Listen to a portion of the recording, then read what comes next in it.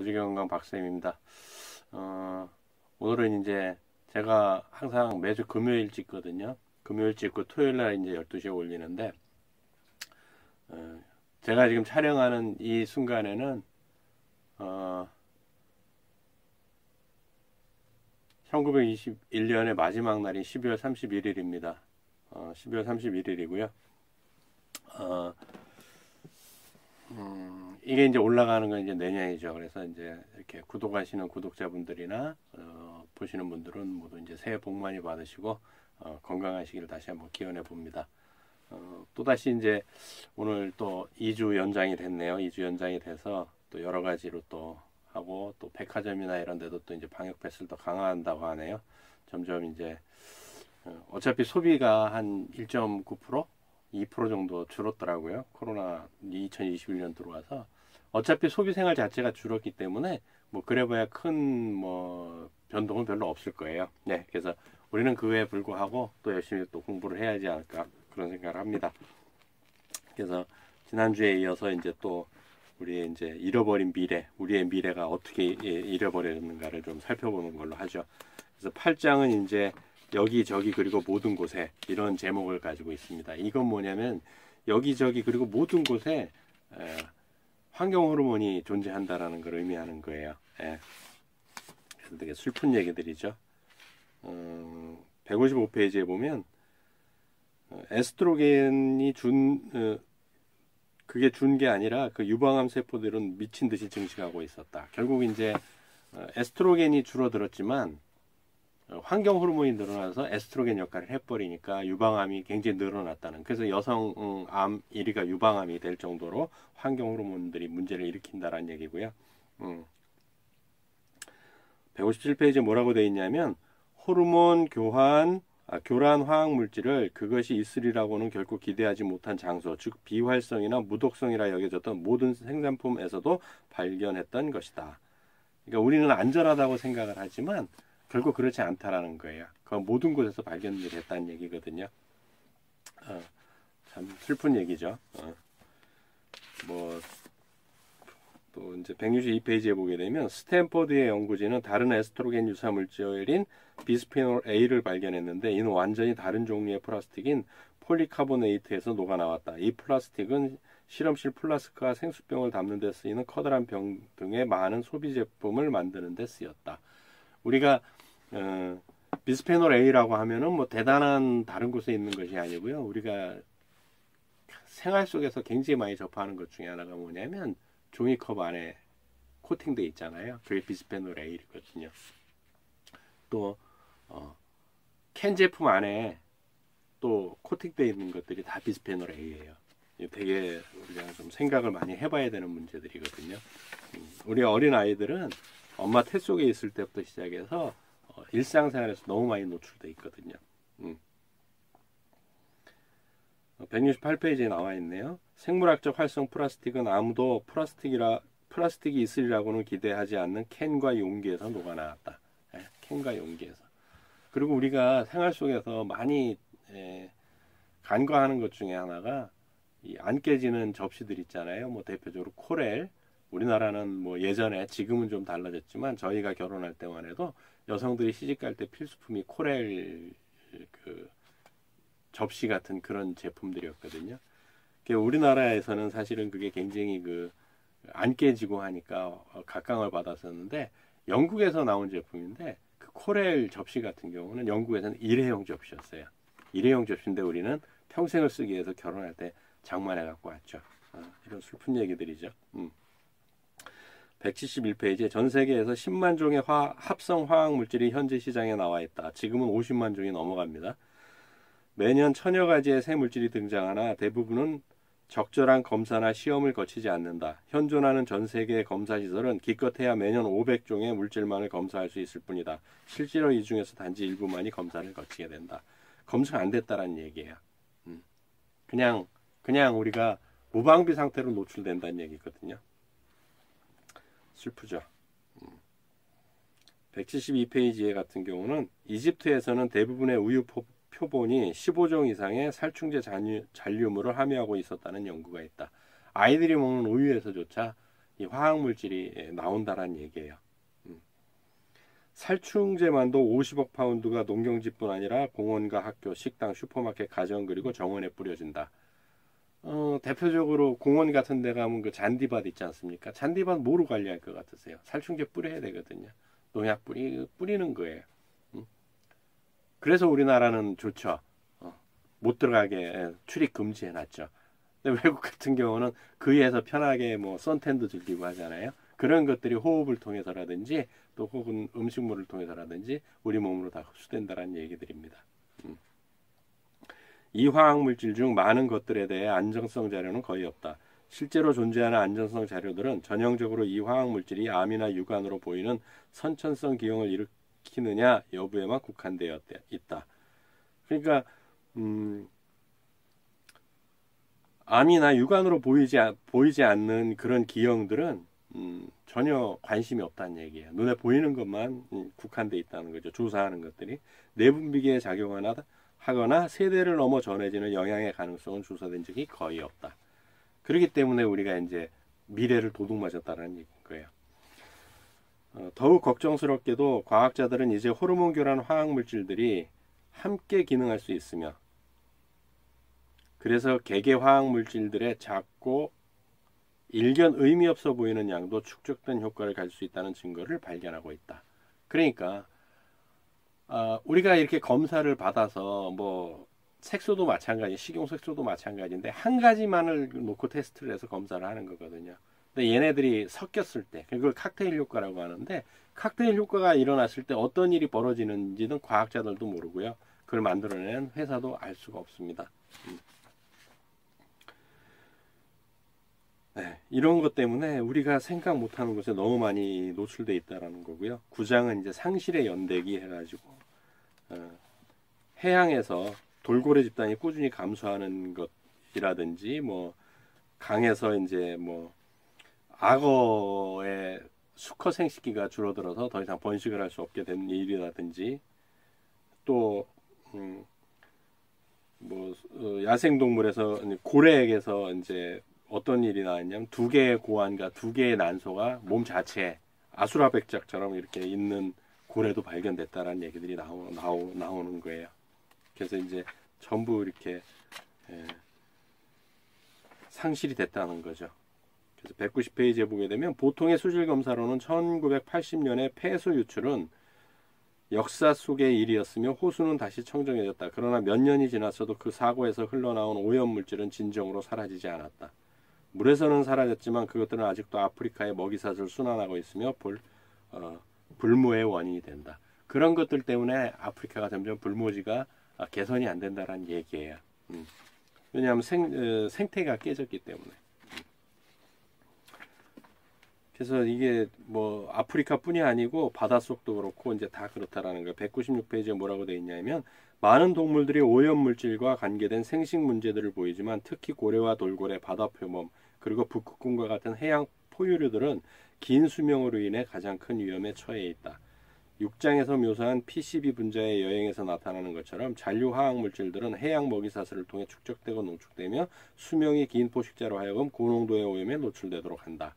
그런데 결국 이런 바다 생물에 그들보다도 더 포식자가 누구예요? 우리 인간이거든요. 일본 같은 경우 예를 들어서 좀 미안하긴 하지만 또 어떤 일이 있었어요? 국제적으로 포경 사업을 금지하니까 국제 협의를 탈퇴하면서도 대놓고 지금 고래를 잡고 있죠.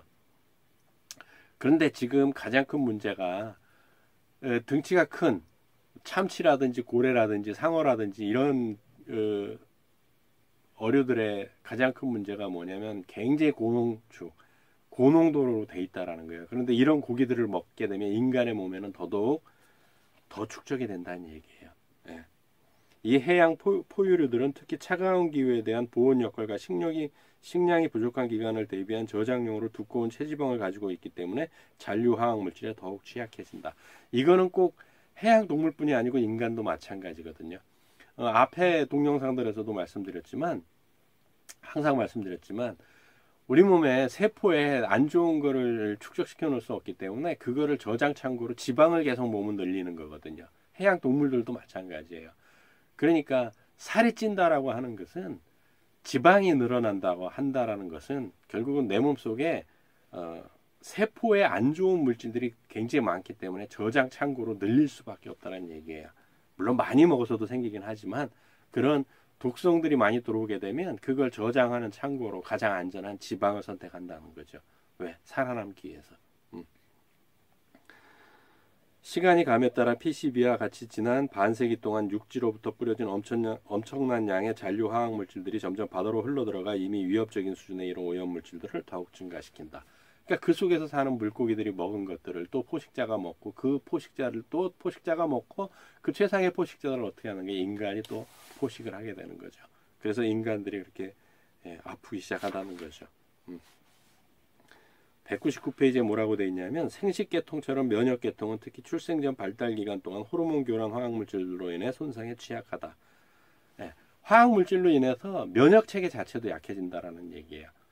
그래서 저희 때는 사실은 아토피라든지 저희가 성장할 때는 아토피라든지 건선 뭐 이런 것들 정말 천식 이런 것들이 없었거든요. 굉장히 드물었어요. 아토피는 들어보지도 못했었거든요. 근데 지금은 어때요? 아토피, 천식, 비염은 그냥 태어날 때 3종 선물 세트로 갖고 태어나죠. 이런 것들이 다 이제 이게 화학물질 때문에 그렇다라는 거예요. 손상에 취약하다. 이미 본 것처럼 동물연구와 DES에 노출된 인간으로부터 나온 증거들은 그런 노출이 면역계의 발달에 변이를 일으킬 수 있으며 평생에 걸친 영향을 남긴다는 사실을 보여준다라고 되어 있습니다. 지금 당장 안 나타난다고 그게 문제가 안 되는 게 아니거든요. 그래서 항상 제 강의를 듣거나 하는 분들은 저희 이제 누님들이나도 이런 얘기들을 하지만 그럼 뭘 먹고 살라는 거냐라고 자꾸 이제 그러세요. 안 먹고 살 수는 없는 거죠. 그렇지만 우리가 피할 수 있는 것들은 피해줘야 된다는 거예요. 그렇지 않으면 정말 심각한 문제들이 나타나거든요. 그래서 10장은 이제 달라진 운명 그래가지고 205페이지에 뭐라고 되어 있냐면 30년도 전에 그러니까 이 책이 나오기 30년도 전에 레이첼 카스는 침묵의 봄에서 우리의 운명은 동물들과 연결되어 있다고 썼다. 이 얘기는 동물이 죽으면 우리 인간도 죽을 수밖에 없다라는 거예요. 인간도 동물이기 때문에. 이제 그 책은 현대의 환경운동을 출범시키는 데 기여한 합성 살충제와 인간의 오만에 대한 고전이 되었다. 그래서 제가 이제 호르몬 얘기를 할 때 첫 시간에 해드린 이유가 사실은 바이블이거든요. 호르몬에 대한. 206페이지에 인간과 동물들은 공통적인 진화의 유산뿐 아니라 공통적인 환경을 공유한다. 인간이 만든 환경 속에 살며 우리는 우리의 복지가 자연계에 뿌리를 두고 있음을 쉽게 잊어버린다. 그러나 모든 인간의 성취는 눈에 보이지 않는 수많은 생명유지 서비스를 제공하는 자연계에 근거를 둔다. 그러니까 지금 이제 자연이 많이 이렇게 파괴되고 환경오염 또 뭐 이런 거 탄소 이런 문제들 때문에 어떤 현상이 일어나요? 일본 같은 경우는 지금 눈이 1m 80, 2m 뭐 45cm까지 눈이 쌓인 곳이 있답니다. 또 산불이 너무 많죠. 이런 것들이 다 한 가지 이유만으로 생기는 건 아니지만 이렇게 자연이 깨지게 되면 인간의 삶도 깨질 수밖에 없는 현실이거든요. 209페이지에 뭐라고 되어 있냐면 동물들의 생존을 위협하는 호르몬 저해 화학물질들은 인간의 미래도 위험에 빠뜨리고 있다. 그래서 사실은 뭐예요? 불임이 늘어나는 이유, 또 그 아이들이 아픈 이유 이런 것들이 너무 많은 거죠. 210페이지에 동물 연구는 인간에게 무엇이 일어날 수 있는지를 확인하고 조사하기 위한 이정표를 제공한다. 그들은 우리에게 일어날 수 있는 저해들을 경고해 줄 수 있으며 연구에 초점을 맞추도록 도울 수 있다. 또한 그들은 현재 오염 수준의 위험에 대한 조기 경보를 제공해 줄 수도 있다. 생활 환경이 다양해지기 때문에 어떤 동물들은 인간보다 더욱 쉽게 오염 물질에 노출된다. 또한 대부분의 동물이 인간보다 빨리 성숙하고 생식을 하기 때문에 행동의 변화나 생식력 감소와 같은 세대를 넘어 전해지는 영향은 야생동물들에게서 더 빨리 나타나게 마련이다. 왜? 짧으니까. 그래서 우리가 사실은 과학자들이 연구할 때 초파리를 가지고 하죠. 초파리는 굉장히 짧거든요. 우리의 DNA하고 그렇게 큰 차이도 없으면서 세대가 빠르기 때문에 이 세대가 몇 세대, 우리는 한 세대가 흘러가기도 전에 여기는 100세대 이상이 흘러가기 때문에 그래서 그런 동물들의 나타나는 현상은 인간도 그 세대만큼 흘러가면 충분히 나타날 수 있다는 연구 결과들을 나타내는 겁니다. 221페이지에 뭐라고 되어 있냐면은 이제 이런 환경 호르몬들 때문에 가장 중요한 게 뭐냐면 유방암의 급증이다. 연구자들은 겨우 5%의 유방암만이 부모에게서 물려받는 유전적 감수성의 결과라고 추정한다. 따라서 대부분은 다른 비유전적인 요인에 기인한다. 물론 육류도 포함됩니다. 육류에는 이 항생제를 동물들을 많이 먹이는 이유 중에 하나가 뭐냐면 병에 안 걸리게 하는 이유도 있지만 항생제를 먹은 동물이 성장이 30% 정도 빠르거든요. 그러면 항생제는 뭐예요? 결국 에스트로겐, 여성 호르몬 역할을 하거든요. 유방암이나 자궁암, 난소암 이런 것들이 증가할 수밖에 없는 현실이죠. 특히 자궁암이 유방암이요. 네. 227페이지에 뇌와 신경계는 신체의 다른 부분처럼 자궁 내에서와 생후 2년 내에 발달의 핵심적인 시기를 겪는다. 갑상선 호르몬이 너무 낮거나 높으면 이 발달 과정은 어긋나고 영구적인 손상이 남는다. 이는 지능 저하로부터 좀 더 미묘한 행동장애나 학습장애까지의 전 범위에 걸쳐 있다. 이 환경 호르몬 때문에 생긴다라는 얘기예요. 그러니까 요즘 아이들 한 학급에 아이 수도 저희 때만큼 많지도 않지 않습니까? 저희 때는 보통 75명에서 80명 가까이 됐었고 그것도 모자라서 어떻게 됐어요? 2부제 수업을 했죠. 근데 지금은 한 반이 그렇게 많지는 않더라고요. 그런데 그 많지 않은 학생들 중에 한 반에 꼭 ADHD나 ADD 학생들이 꼭 있다라는 거죠. 이거 왜 그럴까요? 한번 절실히 생각을 해봐야 된다라는 거죠. 우리가 정말 잘 살고 있는 건지, 복지적으로 살고 있는 건지, 그거를 한번 깊이 생각해봐야 될 것 같아요. 238페이지에 과학자들은 놀랄 만큼 낮은 농도로도 심각한 때로는 영구적인 영향이 나타난다는 발견을 하고 있다. 우리가 직면한 위험은 단지 질병과 죽음의 문제가 아니다. 호르몬과 발달을 저해함으로써 이 합성 화학물질은 우리의 존재까지 변화시킬 수 있다. 우리의 운명을 바꿀 수 있는 것이다. 예. 운명뿐이 아니죠. 세대까지도 바꿔버린다는 얘기예요. 11장에 뭐라고 돼 있냐면 암을 넘어서 이렇게 돼 있어요. 그러니까 이제 단순히 이런 것들이 암만을 유발한다는 얘기는 아니에요. 되게 여기 슬픈 얘기가 하나 있는데 240페이지에 DDT의 하루 용량은 수탉을 죽이거나 병에 걸리게 하지도 않는다. 그러나 그들은 확실히 이상해졌다. DDT를 주사한 닭들은 전혀 수탉처럼 보이지 않았다. 그들은 암탉처럼 보였다. 사실 그렇지 않습니까? 사람들도 3만 년 전 수렵 생활할 때나 지금이나 인간은 내부 장기나 뭐 그렇게 크게 변화는 없어요. 크게 변화는 일어나지 않았고 그 3만 년 동안 진화에 필요한 진화가 지금 이루어지고 있는 상황이긴 하지만 어쨌든 간에요. 그런데 이 DDT를 닭에게 주사를 했더니 어떤 현상이 일어났냐면 수탉이 수탉처럼 보이지 않고 암탉처럼 보였다라는 거예요. 그러니까 예전에 남성은 어땠어야 돼? 강인했어야 되고 막 이랬는데 지금은 어때요? 그러면 안 되죠. 남자로서 현대의 남자로서 맞지 않죠. 다들 이뻐졌잖아요. 갸름하고 달걀형이고 이것도 어쩌면 환경 호르몬의 영향이 아닐까라는 생각을 한번 개인적으로 해봅니다. 247페이지에 뭐라고 되어 있냐면 신체는 화학물질의 호르몬 저해 효과가 맞췄을 때 이와 유사한 어떤 수리 메커니즘도 가지고 있지 않다. 왜? 세포들은 호르몬 메시지를 받아들이게끔 되어 있기 때문에 우리가 이미 본 바와 같이 자연 호르몬을 모방하는 합성 사기꾼들을 기꺼이 받아들인다. 신체는 그 사기꾼들에게 정규 메시지에서처럼 반응하며 호르몬 수용기에 결합하도록 한다. 신체는 그들의 작용을 수리가 필요한 손상으로 인식하지 않는다. 그러니까 잘못된다는 거예요. DNA 사슬 구조 자체가 잘못 풀려나간다는 거예요. 내 의지와 관계없이. 암을 넘어서 정말 심각한 문제죠. 그래서 251페이지에 뭐라고 되어 있냐면 태아의 발달 과정을 공격함으로써 이 화학물질은 인간의 잠재력을 훼손시킬 능력이 있다. 즉 생식을 망침으로써 불임으로 고통받는 개인의 행복과 건강을 위협할 뿐 아니라 수십억 년의 진화가 생명으로 하여금 삶을 창조할 수 있게 해준 섬세한 생물계를 공격한다. 암이 문제가 아니라는 거예요. 암으로 차라리 뭐 암이 다 죽는 건 아니지만 암으로 차라리 사망을 하면 다행인데 그렇지 않고 다음 세대에 이런 안 되는 형질들을 물려줘 버리게 되면 어떤 문제가 발생할지 아무도 알 수 없다라는 거예요. 그래서 되게 오래된 영화인데 워터월드라는 케빈 코스트너가 감독이면서 주연을 했던 영화가 있었죠. 그때 돌연변들이 나오죠. 돌연변이들. 꼭 그것뿐이 아니죠. 뭐 영화에서 뭐 엑스맨 뭐 그래가지고 그 돌연변이들 나오는 영화처럼 어쩜 우리 세대들은 뭐 그렇게 이상한 돌연변이는 아니다 할지라도 정상적인 인체나 정신을 갖지 못한 우리 후손들이 태어날 수 있다라는 거죠. 이 화학 물질들 때문에요.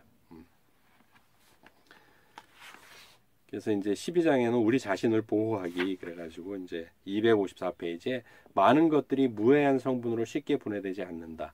이 잔류 화학 물질들 중에서 가장 악명 높은 것들을 생산 규제한 지 한 세대가 지났지만 이 책이 나온 지 한 세대니까 지금 이제 한 두세 세대 정도 지난 거예요. 두 세대 정도 지났겠네요. 이 잔류 화학 물질들 중에서 가장 악명 높은 것들을 생산한 지 한 세대가 지났지만 그 잔여분은 인간과 동물의 몸 그리고 식품 속에 남아있다. 어떤 것들은 수십 년 동안 남아있을 것이며 심지어 수백 년을 갈 것들도 있다. 동시에 다른 호르몬 활성 화학 물질은 계속 생산되고 있으며 예기치 않았던 새로운 노출 경로가 속속 드러나고 있다. 무엇보다도 우리 대다수가 우리와 아이들을 위험에 빠뜨릴 수도 있는 수준의 오염물질을 이미 체내에 가지고 있다라는 거예요. 저도 예외는 아닐 거예요. 저도 이렇게 이제 건강 공부를 하기 전에는 제일 좋아했던 게 뭐냐면 뭐 이렇게 소세지, 햄 이런 거였어요. 맛있잖아요, 일단. 짭짤하니 밥에다가 얹어 먹으면 되게 맛있었죠. 또 라면을 즐겼고 삼겹살을 그렇게 즐겼었어요. 그래서 몸에 굉장히 염증이 많았거든요.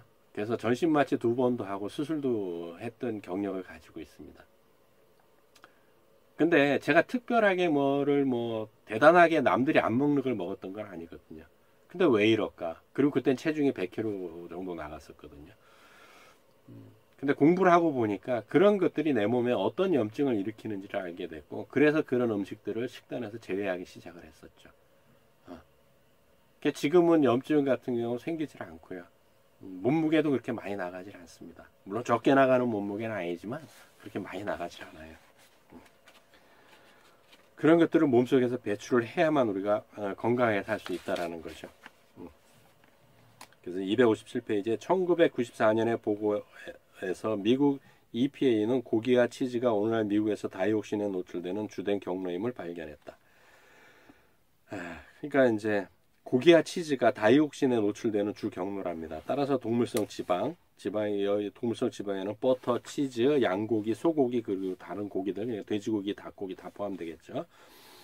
고기들을 덜 먹는 것은 호르몬 교란 화학 물질의 노출을 엄청나게 줄인다. 다시 한번 여성들이 태어날 때부터 가입 연령이 지날 때까지 동물성 지방의 소비를 최소화하는 것이 특히 중요하다. 동물성 식품 줄이는 게 이런 환경 호르몬을 받아들이는 것에서 가장 주 요인을 차단한다는 거예요. 그런데 어때요? 전국 도시 어디를 가나 고깃집은 자리가 없어요. 이런 코로나 사태인데도 고깃집에는 사람들이 항상 앉아서 고기를 먹고 있거든요. 그거에 대해서 한번 생각을 해보셔야 된다는 거예요. 그럼 고기를 먹지 말라는 얘기냐? 그런 건 아니에요. 제가 말씀드리는 거는 그런 의미에서 말씀드리는 건 아니고 먹는 방법을 바꾸라는 거예요. 어떻게 바꾸면 될까요? 삼겹살을 구워 먹는 것이 아니고 수육 형태로 바꾸면 돼요. 그러면 수육으로 만드는 과정 속에서 많이 빼낼 수 있거든요. 근데 우리는 그렇지 않고 불에 구워 먹는 거를 너무너무 좋아하거든요. 그럼 안 빠져요. 축적되지. 예. 260페이지에 보게 되면 절대 살충제가 안전하다고는 여기지 말라. 살아있는 유기체를 죽이도록 만들어진 것은 무엇이든 예기치 못한 방식으로 인간이나 다른 동물에게 해로울 수 있다. 해로운 거예요. 살충제. 살충제라고 하는 그 자체가 뭐냐면 살아있는 생명을 동물이든 식물이든 안 가리는 거거든요. 죽이는 게 살충제예요. 벌레만 죽이는 게 아니거든요. 그럼 우리도 죽게 되는 거예요. 서서히 죽는 거죠. 슬프죠. 우리 자신을 보호하는 방법은 되게 많은데 이제 보호수단의 개선 그래갖고 입증의 책임을 화학회사들에게 넘겨야 한다. 이제 대표적인 게 이런 것이죠. 그러니까 화학물질 때문에 내가 이런 병에 걸렸다 그러면 이제 개인이 이걸 증명을 해야 되거든요. 어디서 많이 듣던 얘기죠. 코로나 백신 맞고 부작용 생기면 어때요? 그거를 인정받으려면 개인이 입증을 시켜야 되거든요.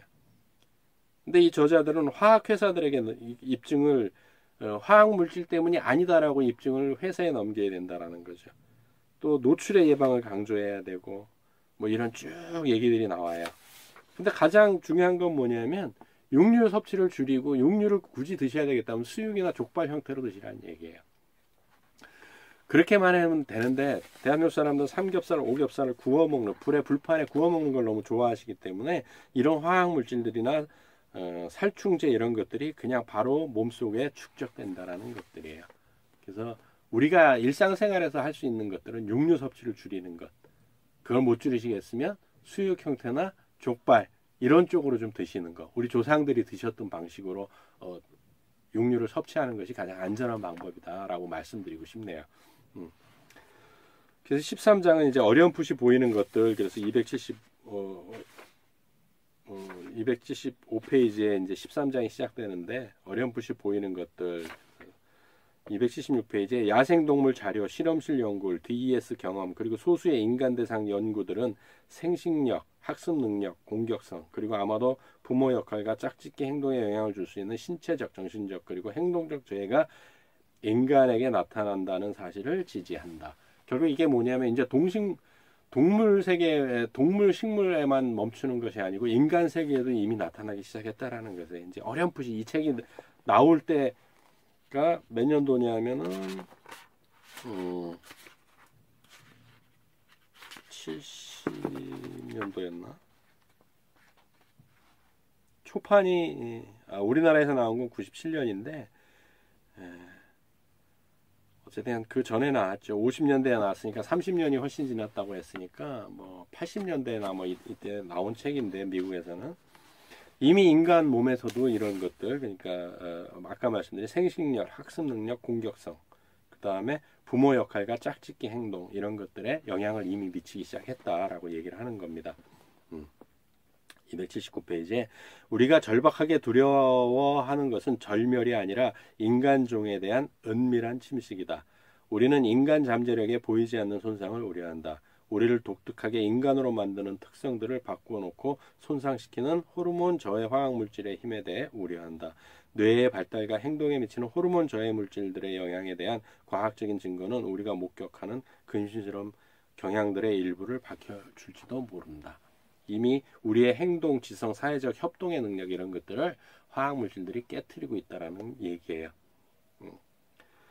아직은 어떤 관련도 추측에 불과하지만 출생 전 PCB에 노출된 이들에게서 나타나는 학습장애와 가잉 운동증에 대한 인간과 동물 실험 보고는 합성 화학물질이 학교가 안고 있는 문제들을 실제로 증가시킬 수 있음을 시사한다. 이는 미국 아기들의 5%가 모유를 통해 신경 발달에 지장을 초래할 만큼의 PCB에 노출되었음을 보여주는 앞에서 논의된 자료에 비춰볼 때 특히 가능성이 있다. 모유를 통해서 5% 정도가 미국 아이 5% 정도가 모유를 통해서 이 화학 물질들을 받아들여서 과잉 행동증이나 이런 장애들을 가지고 있다라는 얘기예요. 모유를 안 먹여야 될까요? 그렇진 않아요. 그래서 분유보다는 훨씬 더 낫거든요. 그래서 14장은 이제 맹목비행입니다. 맹목비행.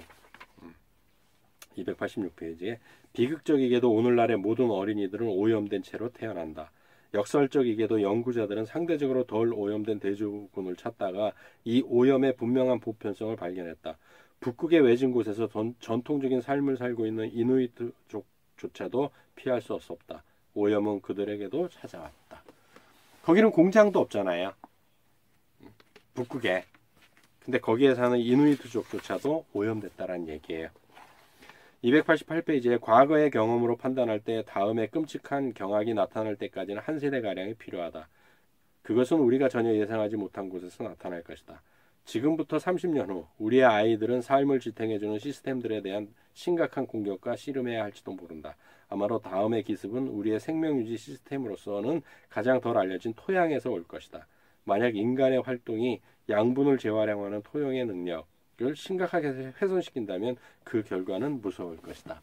땅이 오염되면 안 된다라는 얘기예요. 왜냐하면 우리 입속에 들어가는 것들이 다 땅을 통해서 나오기 때문이죠. 근데 30년 뒤에, 그러니까 2000년도쯤에는 땅에서 나오지 않을까. 근데 이제 사실로 판명되고 있지 않습니까? 293페이지에 뭐라고 되어 있냐면, 현명한 선택은 일단의 숙고와 무엇보다도 가치 판단에 달려 있다. 우리 개개인이 신경을 써야 된다는 얘기입니다. 우리의 관점으로는 호르몬 저해 화학물질을 줄여나가는 것이 그 첫 단계가 되어야 한다라고 얘기를 하고 있어요. 이렇게 해서 끝나는 거예요. 이렇게 해서 이제 이 책이 끝나는데, 이거를 보시는 구독자분들이나 어떤 느낌을 받으세요? 안 먹어야 되겠다. 그게 아니죠. 먹는 방법을 바꾸셔야 됩니다. 삼겹살 아이들 통물성 단백질 섭취시켜야죠. 대신 앞으로는 삼겹살을 구워 먹는 것이 아니고 수육이나 족발 형태로 해서 조금 더 건강한 생활을 해나갈 수 있는 모든 우리가 됐으면 좋겠습니다. 수고하셨습니다.